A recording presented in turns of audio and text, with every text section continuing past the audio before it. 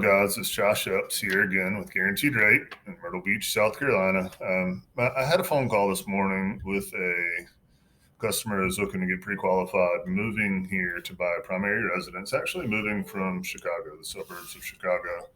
And they had mentioned, Josh, do you think this is an ideal time to buy? Do you think that rates are going to come back down? So the topic for today is, should I buy a home in 2022? So, you see a lot of clickbait online. You see a lot of, we're going into a recession, rates are up, the sky is falling. You see a lot of that online, and that's simply because that's what sells, right? That's what grabs your attention. That's what has you click on links and read into their article and their content. I can tell you, yes, rates are up. Are we in the threes still or low fours? No, we're not.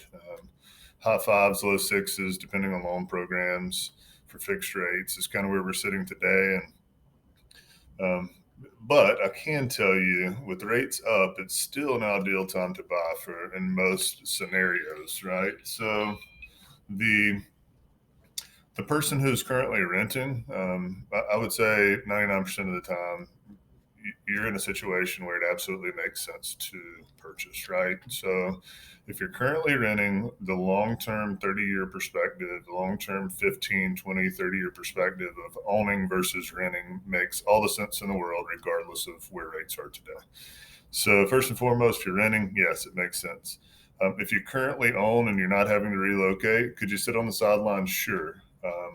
I think neglecting a house that you really love due to rates being, in the high fives, low sixes, I don't think is the answer. And the reason why I say this is because if you can comfortably afford the home that you're currently interested in, going ahead and purchasing it now with the idea of knowing that in the future, generally speaking, with any Fannie, Freddie, Ginnie programs that we have, there's no prepayment penalties. You have the ability to refinance out of that loan and take advantage of lower rates. So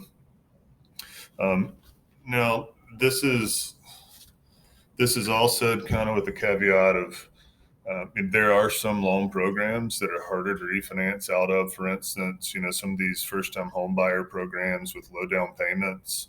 It's really not feasible for you to refinance out of those until you really gain some equity. So I would encourage you to speak with somebody like myself or a loan officer that you're working with to make sure that, in the short term, this summer, this spring, and this year, if rates improve, would it be an ideal time for you to refinance? More times than not, the answer is yes.